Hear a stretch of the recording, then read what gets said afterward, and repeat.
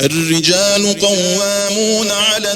النساء بما فضل الله بعضهم على بعض وبما أنفقوا من أموالهم فالصالحات قانتات حافظات للغيب بما حفظ الله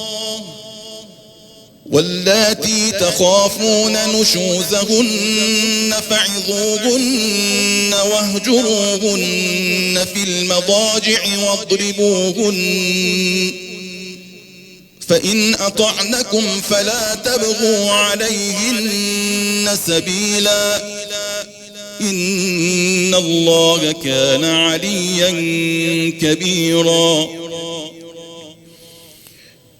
وإن خفتم شقاق بينهما فابعثوا حكما من أهله وحكما من أهلها إن يريدا إصلاحا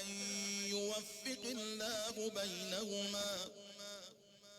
إن الله كان عليما خبيرا واعبدوا الله ولا تشركوا به شيئا وبالوالدين إحسانا